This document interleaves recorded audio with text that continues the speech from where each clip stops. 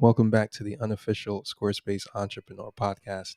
My name is Omari Haribin, and if this is your first time listening, this show is all about building a business on the Squarespace platform, particularly businesses that cater to Squarespace users in some way. So if you've got products or services that help Squarespace users in some way, then this show is for you. Today we are reflecting. It's 8 years since I started my particular Squarespace journey. Well, since I decided to niche down and make Squarespace a thing. I'd been freelancing for about 18 months before that. And I was at a really low point in that freelance journey because it was really hard. It was really difficult to get some kind of consistent traction in anything that I was doing. And I found myself going from, really excited and full of energy in life and, you know, uh, charging my worth and all of that to, about a year later, like uh, feeling really bad every day, every morning when I woke up because nothing was really going for me. And I remember a friend of mine emailed me one day, and I was kind of uh, just telling him like, "Yeah, man." He was asking me like, "Yo, what? You've got a lot of accomplishments. What are your accomplishments?" And I remember saying to him at the time, like, yeah, but I don't have any accomplishments. I haven't done anything for myself. Like I didn't think degrees counted or past jobs or anything. To me, those weren't really accomplishments because it was just me going along the path that I was on. There wasn't any, I hadn't taken myself out of myself to accomplish any of those things.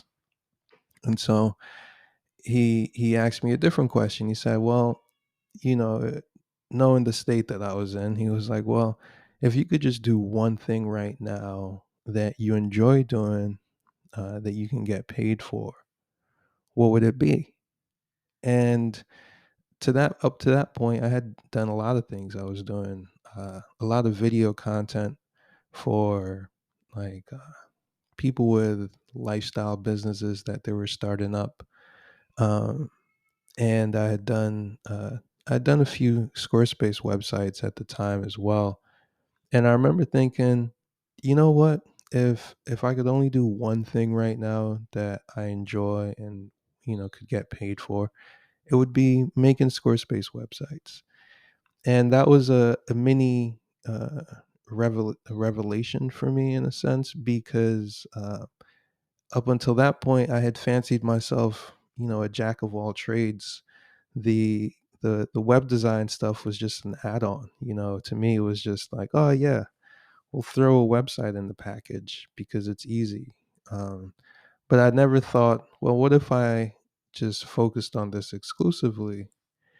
And a large part of that was an identity thing and this fear of being pigeonholed into one particular like functional identity and being a creative and someone who had a lot of possibilities.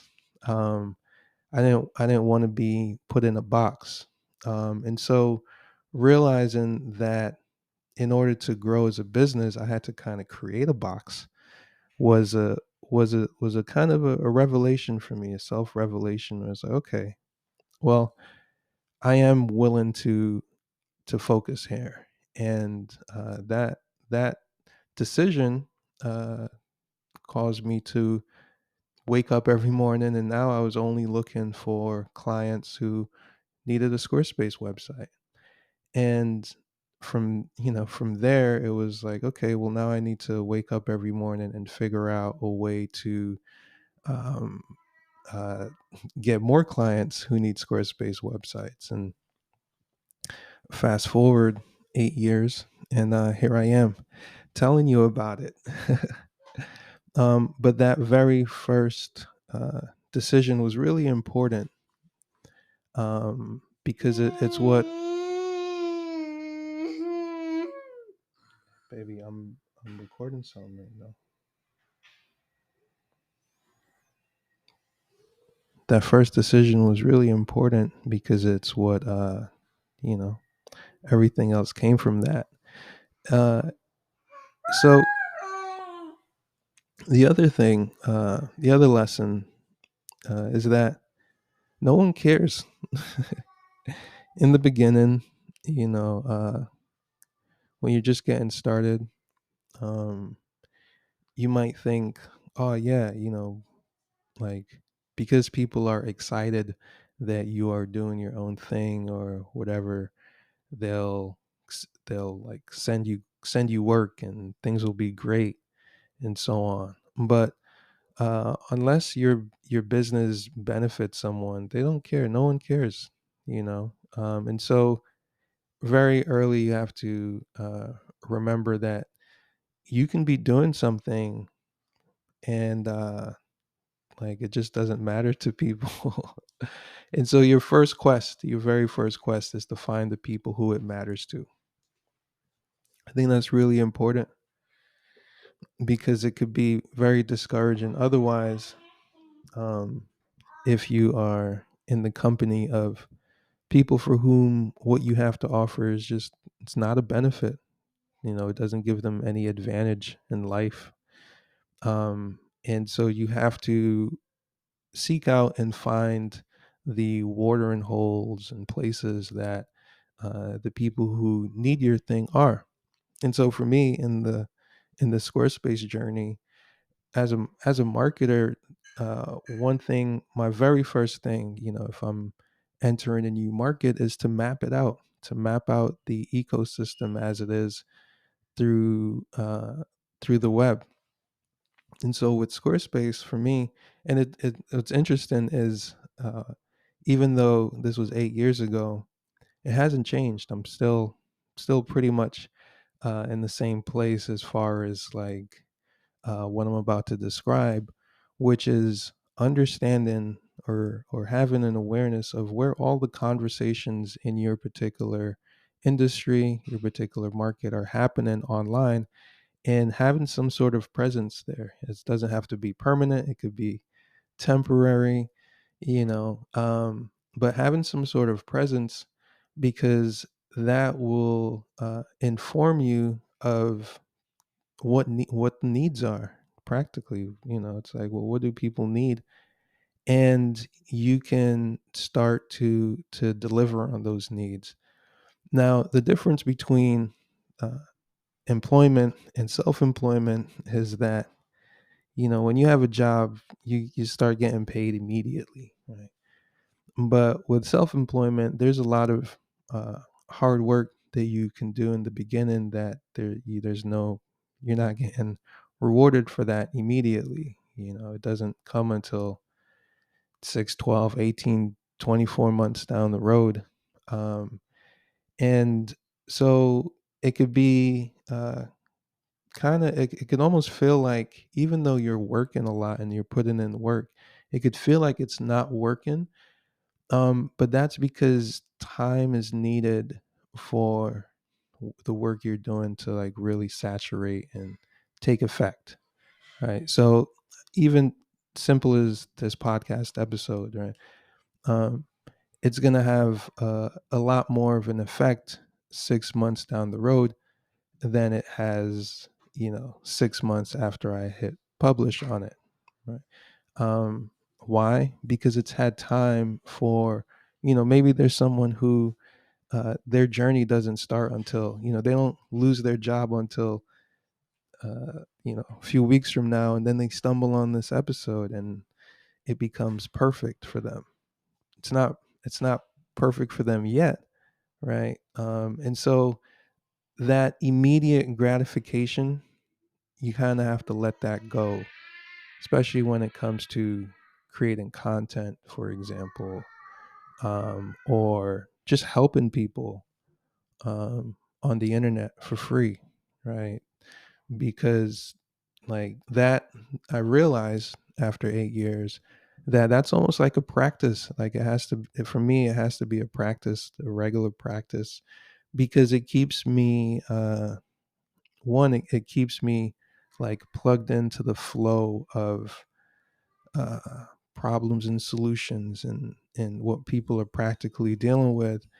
Um, and otherwise, if I if I retreat for too long and I don't make myself available in that way, then a lot of uh, I lose a lot of stuff. And even naturally, as you grow a business and as you grow within yourself, there are things that you let go of and you have to lose. But I'm kind of coming back to the things that you can't let go of and you can't lose.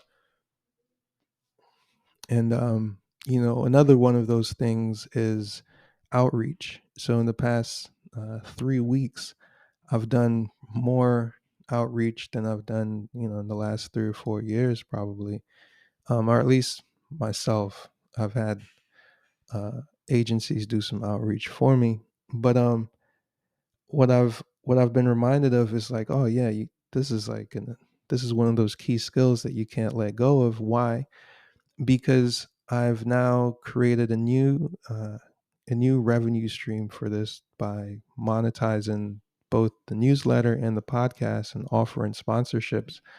And so to do that, I have to like reach out to potential sponsors and go through those conversations or negotiations, or come up with offers that would make sense to these potential sponsors. And what's the point? The point is this kind of like a sales outreach kind of thing. It's like anytime you start a new venture of some sort, in the beginning, like there's a lot of outreach. Like when I started squarespacethemes.com and I decided that Squarespace was going to be my niche, I reached out to all of the people who were actively serving this community at the time. A lot of them, have since moved on and do other things. But when people reach out to me now, I feel that same sense of like, I know exactly what that's like. And I used to reach out to people just to try to help, just to, hey, I want to help you do what you're doing, kind of thing. So not as many people reach out to me and say, hey, I want to help you do what you're doing. But I do appreciate what I do get.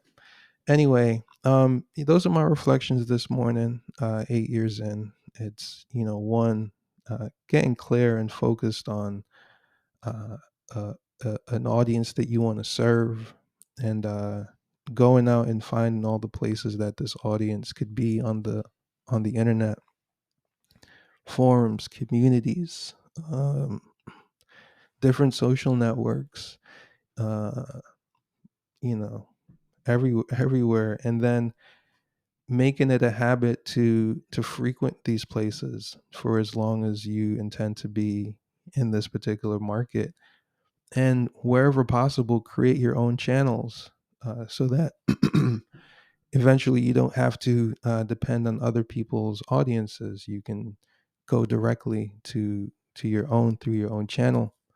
Remember that, in the beginning, people don't really care too much about what you're doing unless it benefits them. So focus on the benefits of what you have to offer, and then focus on who the people are who it's gonna work out for, and then reach out, do your outreach boldly, communicate those benefits, be human, be direct. Anytime a human reaches out, I respond, because it's like, yeah, I get that. But anytime it's not personal or something, and it gets ignored, so all you have to do is just be human. um what else is there? And that's all I got for this morning. So hopefully you find this useful.